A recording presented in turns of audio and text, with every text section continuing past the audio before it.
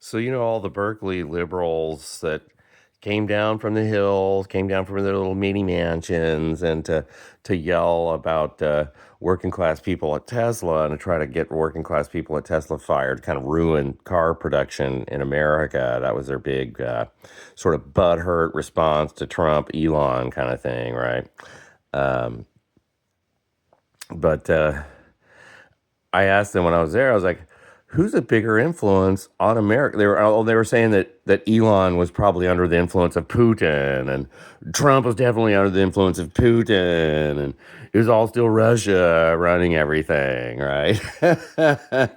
So I reminded them that Trump in his first term had actually given the Golan Heights to Israel, right under the nose of Russia, right? Part of Syria, he had taken part of Syria, a big chunk of Syria, given it to Israel, right?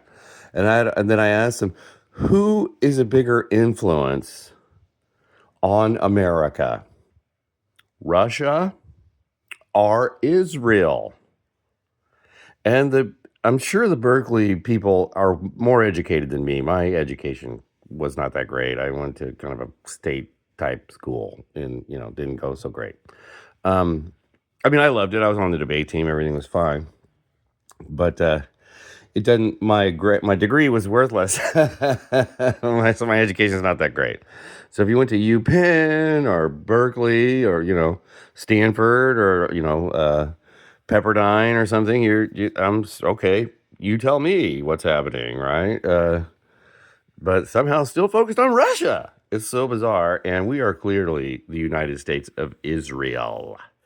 Israel is the thing we should have been talking about. We should have been dealing with the undue influence of Israel in our Congress and just everything, right?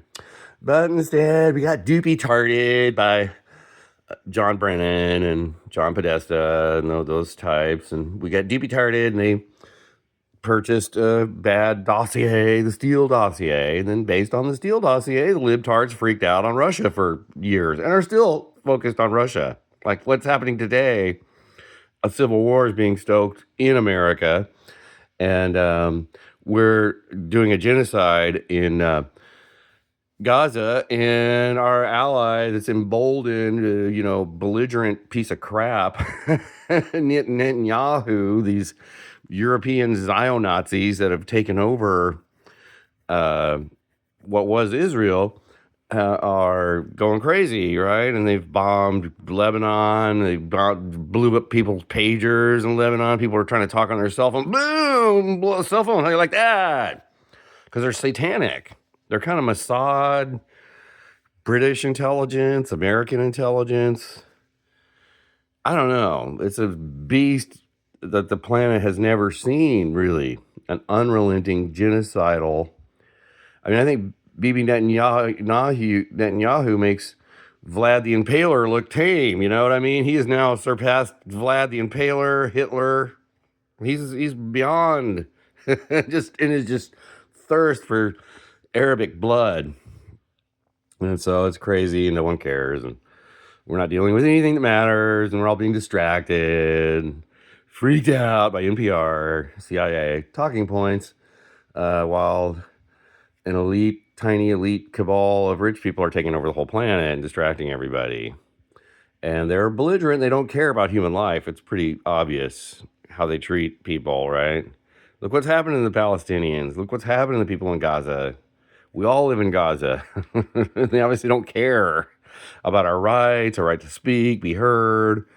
They did hire people to censor Twitter. They took over Twitter, and that made everybody kind of crazy. That's why anyone knew. None of my friends here in the Bay Area knew anything was happening because they were all Twitter-odied out of their minds, hyper-focused on Trump all the time, right? They're super hyper-focused on Trump, so they never even knew who West Exec was. I have really rich, wealthy friends here in the Bay Area who never even said the name West Exec. Don't even know who they are. Still, right? So this is sad. This is like empire in collapse. The empire is turning inward on itself. The people, the senators are screwing kids. They're so corrupt and just bored. Rich people are just bored. I don't know. This is what we do today. Can we kill some more poor people and watch some drone footage of poor people being killed? I don't know. Why don't we screw some kids? That sounds cool, right? And that's kind of the level you get when the empire's in collapse, They're so not in touch with reality, what's happening. So we need to take it back. We need to assert real human values again. Just human values, not Christian values or Jewish values or, Islamic values, or human values. Love people, create community, take care of families, take care of young people and old people. These are old ways. Well, you can't neglect them. When you start messing up your old people and you don't respect your kids and you just think you're going to have some techno future beauty, like, we're all going to be beauty half robots and fucking Mars or something. You know what I mean? Like, no. Get back to Earth. Get your feet on the Earth. Do what's necessary here. Take care of the people here now. And love each other. Don't fall in the trap. We're close to it. Tomorrow, I think, is the big trap. June 14th. It's a big trap. Don't fall into it. Go out there with the message of love. What if you did that?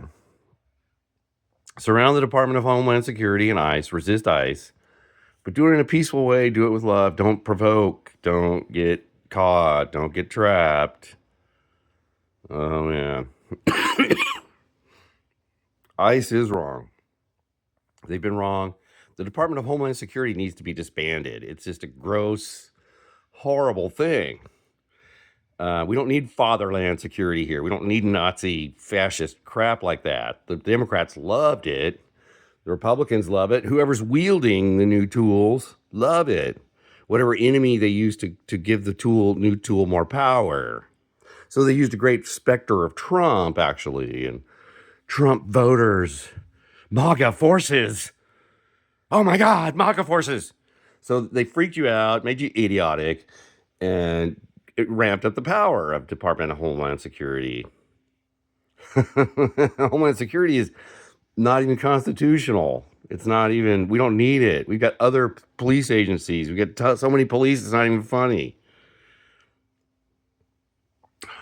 What's happening? All right, be good. Pray for peace and love and stuff like that.